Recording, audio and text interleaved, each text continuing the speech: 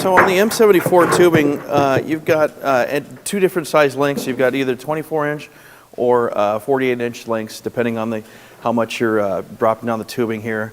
Here we would definitely only need the 24-inch. If you've got large or high bay ceilings with a lot of truss or wood framing members up in the ceiling area, you might want to drop down lower. Ideally, you're going to want to drop it down below the truss level or just with the truss level, so you're not lighting up all that mechanical equipment up in the space rather than lighting the space below, which is intended to be daylit. So when we're putting these together, the tools that you'll need here are probably a rivet gun. So I brought a couple samples in my little Hilton bag. So I brought two. Any of the ones that you buy off the shelf at like your standard hardware stores, I would stay away from because they're really not very good. This one we ordered, and it's handheld. It works really well. Obviously, pneumatic works the best, but nobody has most job sites don't always have air for you. You're not going to want to carry a compressor with you all over the place. This is another one we had bought. I like this one as well. It's a little difficult to get used to, but once you get the hang of it, it's pretty good. It's called Riv Drill. And it just attaches to just a regular screw gun, and you just pop it on there, and forward locks it in place, and reverse pulls the tang out, and it's ready to go. For simple jobs, I kind of prefer this one here, but this is just really easy to use. When you're assembling the tubing, I always like to just pull the aligner off. If you're just getting to the job, or if you haven't had lunch yet, you can go ahead and pull the liner off because you're not going to get the tubing very dirty on the inside. And if you are, it's going to be right on the edges where it's going to overlap anyway, so it's going to cover all the smudges. The reason I like to pull the liner off is because you get the liner out of the way on the seams themselves, and when you put the tubing together, then you're going to have to take a knife and score it, and then you're picking all the frays out of there. So it's best to just kind of pull it out at the beginning. Once you pull that liner off of the tubing, this now becomes, and if you leave this out in the sun, this becomes a giant magnifying glass. And you walk away to go eat lunch, the building will be on fire by the time you get back, or at least it'll be smoldering. And I can tell you, we were installing it at our building, and we did an expansion of the offices and added 100 units.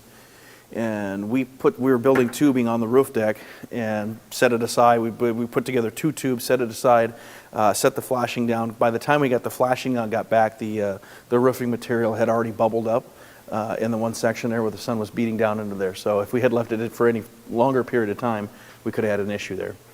We've had many reports of incidences where people have left material up on the job site over the weekends when there's nobody there working, and we've actually had a fire at a fire department, new build. The mechanical guys left material up on the roof right on top of the trash, and it just caught up like no problem, and it caught the building on fire. Another church incident too, where the guys left the open tubing up on the roof deck and burnt that section of the church as well. So it will catch a fire. It's just like having a giant magnifying glass. Other safety concerns. The material can be sharp once you get used to handling this here. I mean, I would recommend gloves on most cases, especially when you're handling the flashings themselves. The edges on the flashings are sharp. So definitely can cause cuts, nicks, and stuff like that, so you don't want to be bleeding all over the tubing or anything like that. So it can be sharp, so use caution there. Okay, so when we're building the tubing, there should be rivet fasteners inside each of the kits that you get. So you get a bag of rivets with each one of these here. So we'll just go ahead and open these up. And then when you're assembling the tubing, you'll notice here that there's a little groove on the one side here, and it's open on the other. We're going to want to make sure that the groove goes on the inside. It's almost like a guide to show you where everything goes. So it sits there. And so what we do is just start riveting. So on M74, when you're installing or assembling these here for just a core unit, the one that initially goes onto the curb cap assembly has these little notches here. What you want to do is just take them and bend them out. So there's a little tab there. It's kind of hard to see when I first started, but you want to bend it out. What this is a guide for your tube belt when you're assembling the unit together in later steps here. But pulling it out right now is going to be beneficial, helpful that you can actually get to it at this point.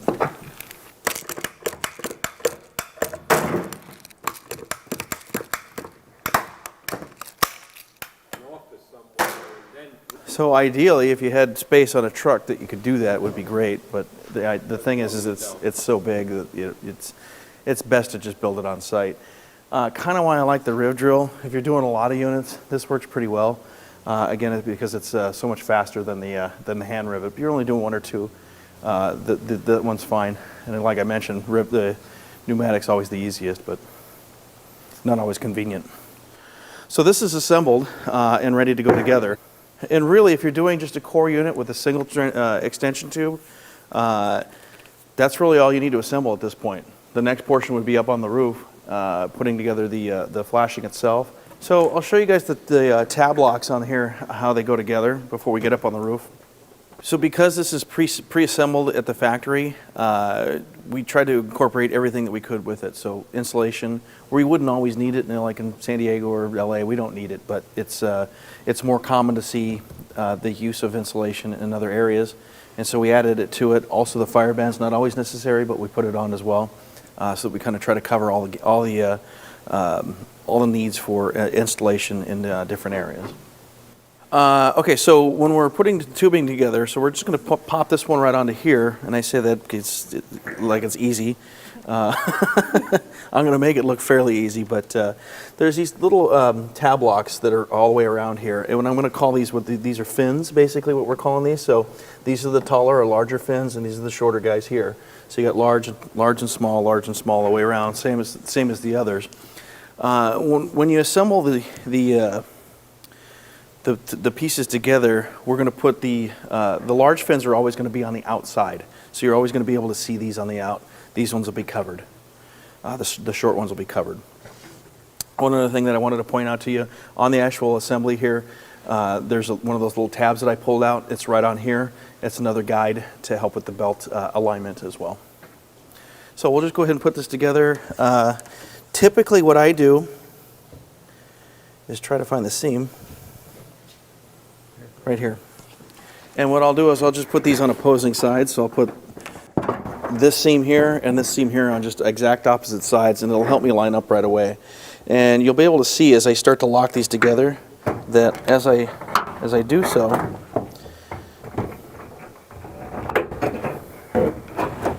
you can see it's hard to reach around here, but you'll see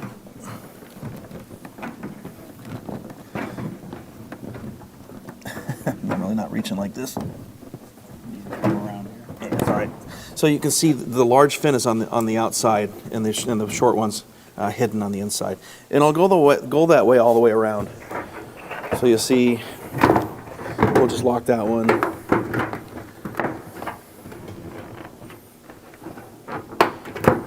This one here, and then all the way around.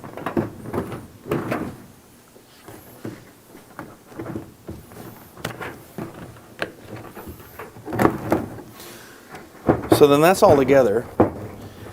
Then we're just going to take a tube belt. The belts themselves actually have these little pressure pins here that you're just going to push together, and we'll lock it in place. So when you snap it together, it'll lock in and hold it in place. But you just release it here, and that way then you can get the hook here. You're just going to take that belt, wrap it around the tube, and you get it kind of tight. You're not completely locked in place, but what you do is on those little tabs here, so you can see this guy here. I'll show you on the other side here in a second. This one will fit right on top, sits right on top. And we're going to cover the seam all the way around. This one here on this side is going to fit right up to the bottom edge of it, and so that way that's kind of your guide all the way around. As you hold it kind of snug all the way around, one guy can get it and then lock it in place. Yeah, unless you're all the way around. And I don't have long arms. So that's essentially it. Then you would just put your diffuser on the same exact way, because the diffuser will pop on with the tab locks, and then you put the belt on. If you're looking for aesthetics on a very short ceiling like this here, you'd probably want to have the belts line up evenly, because people are going to be able to see that. And then that would be it. So then you would just flip it over, drop it on, and then put your fasteners in. You can take opposing seams and then just set it on the exact opposite side here, and then you can start to put it together. Again, larger fins sitting on the outside. Whoops.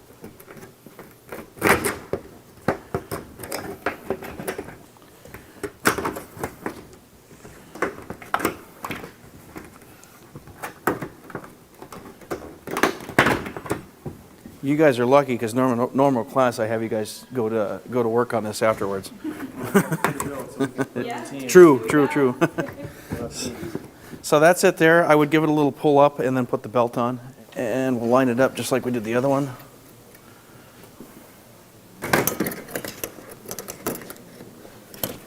Just kind of hook it there and then just pull it a little tight just like we did before on that one that we pulled up top. It'll set right on top of it over here. And then we're just going to push it right up to the edge, not over it, but just right up to the edge of the diffuser seal, all the way around.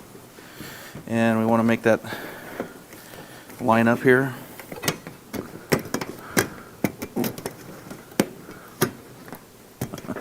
We want to make that line up here. Yeah, you guys want to let go a little bit. I need to slide. Perfect. That's over the top. Yep. Okay. That's it. So assembly's pretty easy. Then you, like I said, just flip it and then off you go. If you've got this in a fine, dusty manufacturing plant, are you going to tape everything? Great question.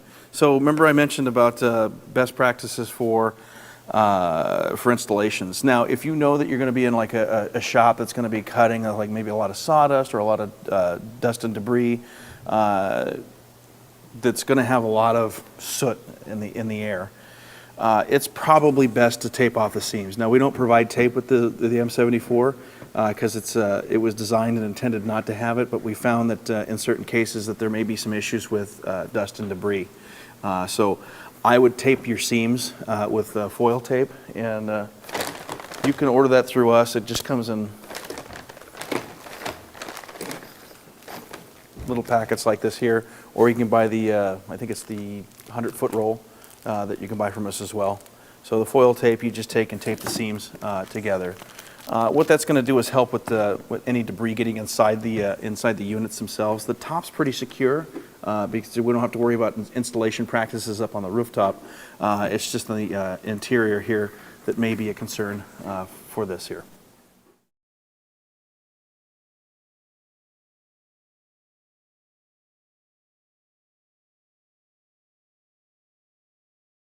Your curbs, again, can be site built or you can purchase them depending on what the roof type is.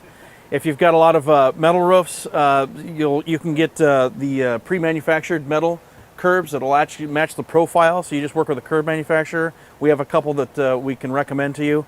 We've had some pretty good partnerships with some of them. They'll provide insulated curbs for you there. This is pretty typical. Even the guys in Minnesota do these site-built ones just like this here. They would, in most cases, insulate them because of the climate that they're in.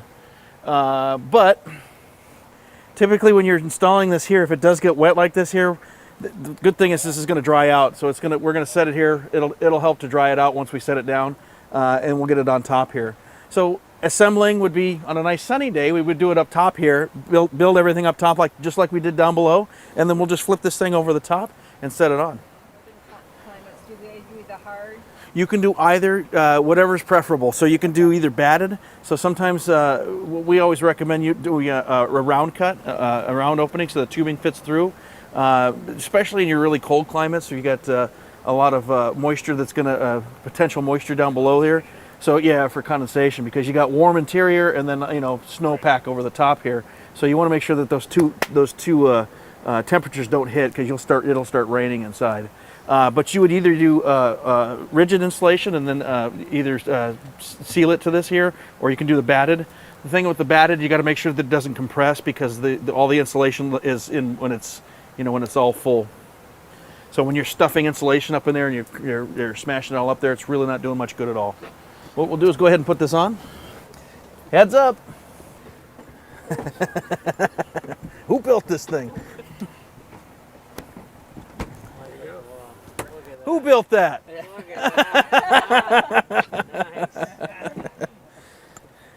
So you can see you got a nice tight fit here. On the bottom side, you'll notice that there's weather stripping on there, so it takes the place of the sealant. So once we get this done, it'll make a nice tight fit. There's no need for the caulking on the M74 product. It's well waterproofed around the edges there. You can see that they did the seams here. It's heat welded over the edges. They've got caulking as added support or protection on there. You guys are getting a lot of rain up here, so definitely important. Your vulnerable points, because this is a cap over the top, your vulnerable points are going to be your waterproofing on the edges here, which is probably going to be provided by others. So leaks, not usually a potential here. If you're using self-flashings, there's more of a potential because it's sitting right on the deck. But with the curbs, that's why we recommend using curbs on most cases, and we do sell that option for that. So what we would do is just take our fasteners.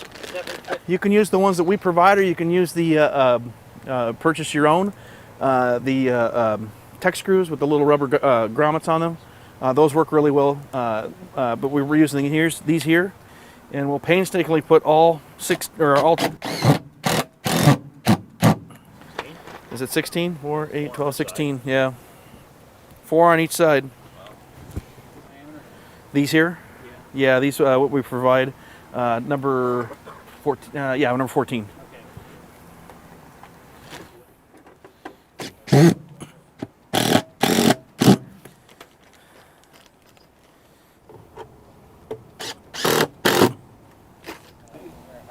So once we get the cap on, there's a protective liner over the dome, just to help protect it from scratches and stuff during installation.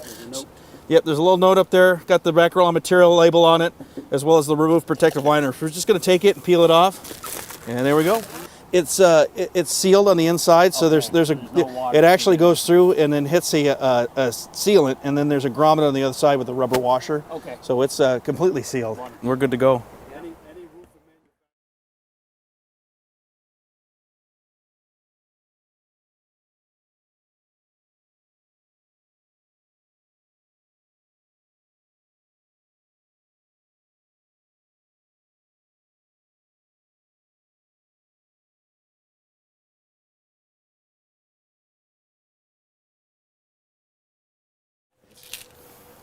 All right. As a matter of fact, it is. Yeah, I watched it. Why am I up there?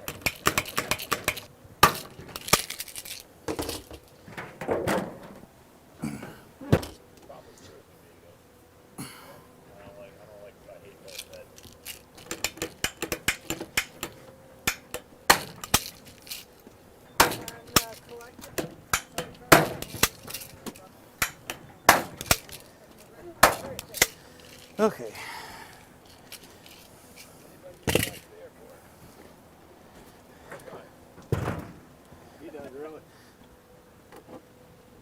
Actually, let's flip it upside down.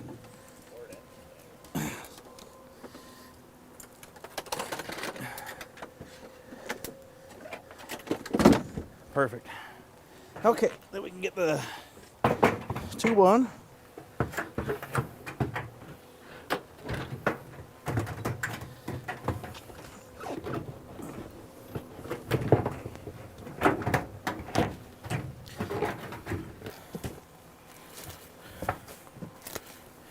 Both of them.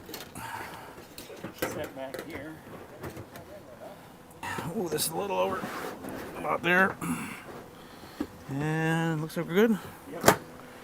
It's good. Okay. All right, now we can flip this. Careful with the Wires. get the wires for sure. Found that out. Just drop it straight in.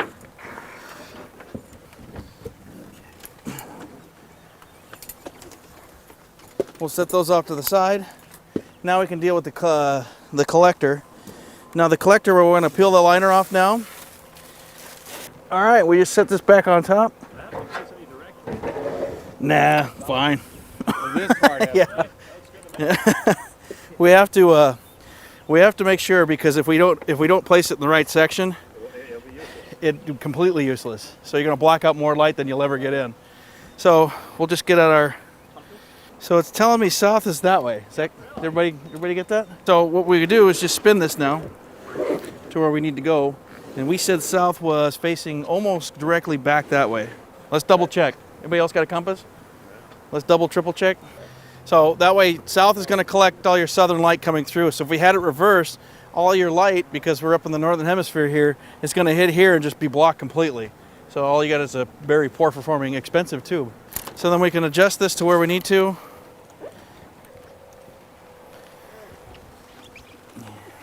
Tighten these up loosely so we can still make some fine-tune adjustments.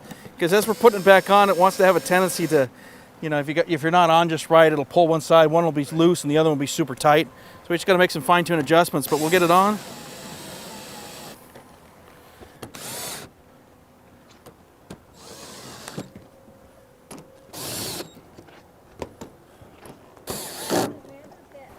So now this is all ready to go.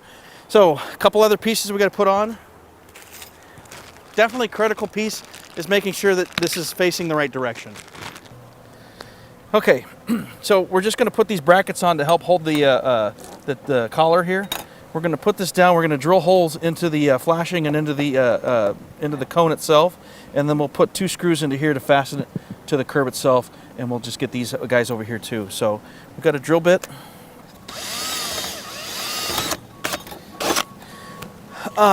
What I was doing is there's 2 little pre-marked holes there, or like notches for you for alignment, and so I just drilled those 2 out, and I can get those 2 rivets in.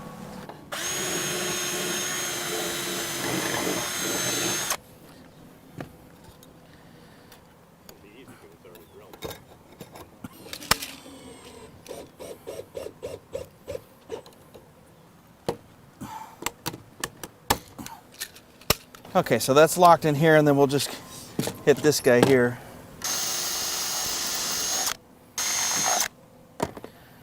There it goes. There we go.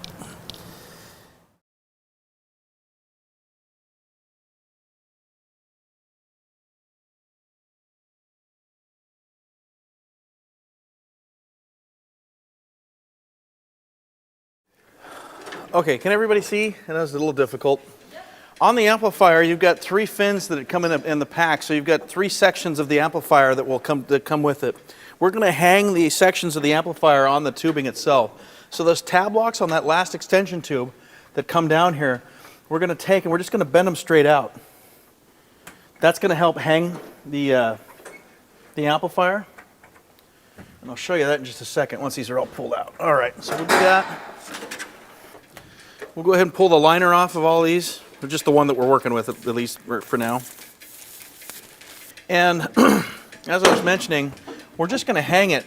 So on the amplifier itself, you'll see there's these little notches that are going to accept those tab locks that are bent over. And so what we can do is then just hang it right off the edge, right into those slots.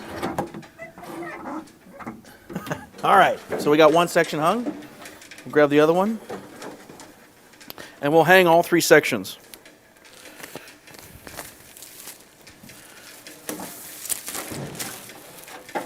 I had it. So what I'll show you on this last one here is when you get them all hung, you need to bend the tabs back over to help lock it in place.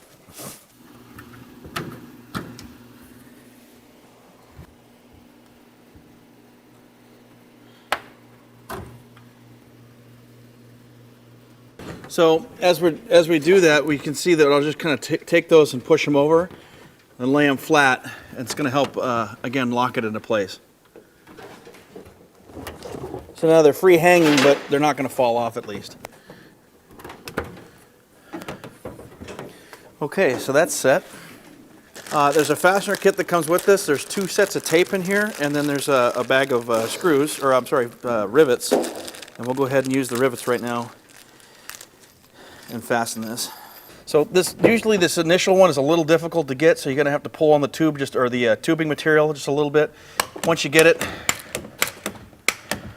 locks into place, and then we'll hit the rest of the rivets. The other thing is that we need to tape off these little tabs that we bent over, because light's leaking out of those pretty good, so we want to make sure that those are sealed off.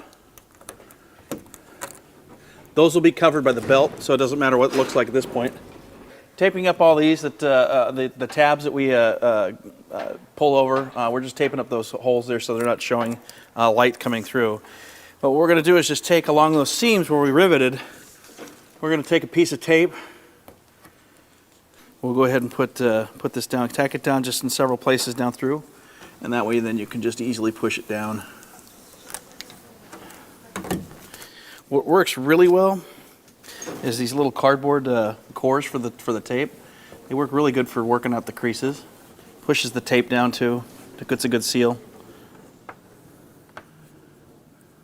Okay, so what we did is we went ahead and hung all three sections of the amplifier onto the extension tube here. We took the tabs, we bent them over, and then we were able to hang each section of the amplifier onto that tube there. Once they were hung, we can then overlap the two seams on the amplifier itself, and then we can go ahead and rivet in all the pre-punched holes there. So we're going to add rivets all the way through on each of the three pieces here. Once that's done, we're going to want to take and push over those tabs that are hanging, that are helping the amplifier hang there. And what we'll do is we'll just put tape over those because there's a little bit of a gap there. We're just going to cover that up with some foil tape to make sure that there's no light peeking out of there on that section there. Once we got that all done and riveted, what we're going to do is all the seams right where the rivets were that we put in, we're going to take a piece of that tape that comes with it, and we're just going to seam it all the way down so it's covering up any openings or any joints that are visible for light to be peeking out there. We'll take that empty core or a flat, like a credit card or something, to seam that out to make sure that there's no creases. Because this one's low to the ground and very visual, you want to make sure that everything, all the creases are out for visual and aesthetics. Once that's all set, now we can go ahead and put the diffuser on.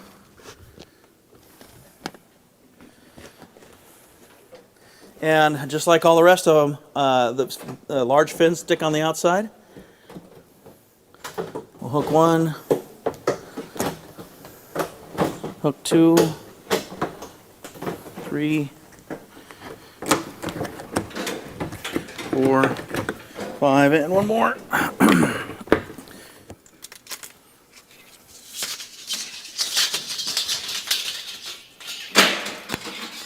Because this is visual, we're going to line all these up. So the one you can see up top there inside the opening, we're going to line this up with that so it matches. And we got one more belt to put on too. We'll get this lined up.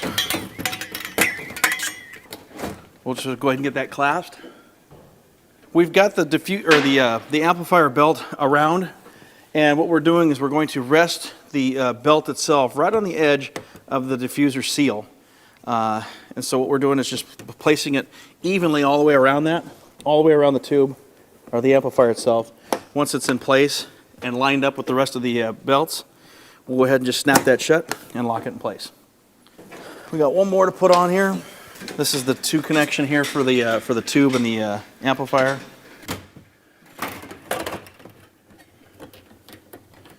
So this one is going to fit right around that tube connection between the actual tube itself and the amplifier. There's these 2 rivets up on the top of this amplifier. It's going to rest right above the rivet piece there. So we're going to rest it right over the top there. So as we're holding it kind of taut there, we can walk around and see where it's at, making sure that we're lined up. Once it's lined up and in the right position, then we can go ahead and take that belt. I'll move it over just a hair. There we go. Move it over just a hair and then snap it in place. Now, as you're moving it around like that, it has a tendency to want to cut the tape a little bit. You have extra tape there, so you can put a little piece over the top of that and plug up some of those holes that might have gotten cut by the belt.